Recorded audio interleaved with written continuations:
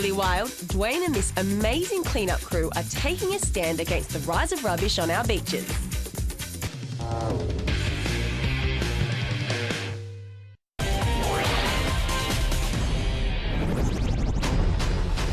Humans. We're dirty, stinky animals, polluting our cities, waterways, and even our beaches. But thankfully there's something we can do to help our oceans. It's time to take a stand against the rise of rubbish. It's time to get a group of friends together and fight the war against plastic! Today we're tagging along with an environmental group that's taking the fight against rubbish to the next level. So, how do you get your beaches looking schmick? Step 1. Assemble a small army of champions. Step 2. Divvy them into groups. Step 3. Give them bags and put them to work. Go on, get out of here!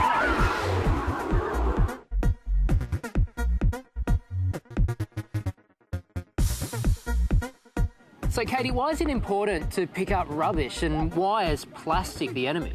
Well, firstly, it's important to pick up rubbish because if it's on the ground, it'll end up in our waterways. And once it's in our waterways, it's really hard to clean up and it will wash up on our beaches.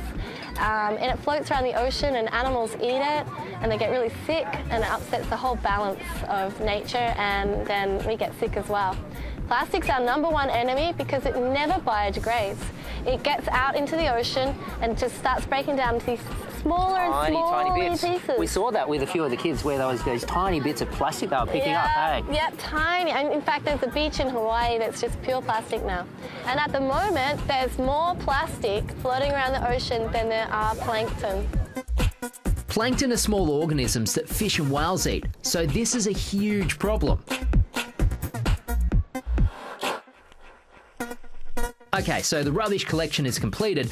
It's time to sort the trash from the treasure. Lots of glass bottles, lots of foam, and lots of bits of small plastic. We found a pair of thongs, like 50 bottles. Plastic, plastic, and more plastic. Streamers and some balloons. There's lots of foam. And it looks like the pumice stone that you find on the beaches a lot. We found a pipe. And we found something pretty ironic, a part of a bin. Heaps and heaps of styrofoam and bottles and plastic. A metal chair. I found a paddle. And I found some plastic. We found some undies. Ooh! Ooh, indeed. From here, the trash is sorted into recyclables and other stuff that will be tossed to the tip.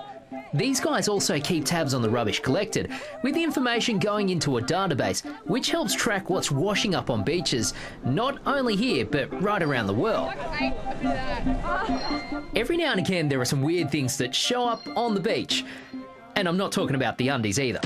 Oh, the weirdest thing we found on this beach was a hot water system. What are they doing in here? I don't know how it got here, but it was a whole giant hot water system. We couldn't even carry it out.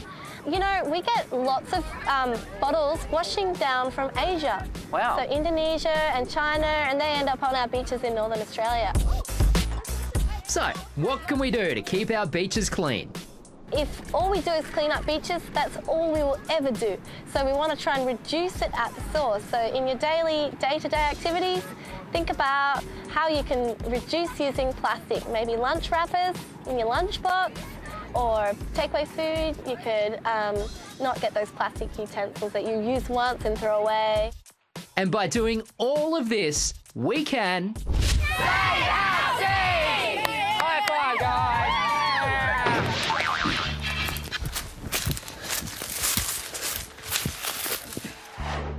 I'm on the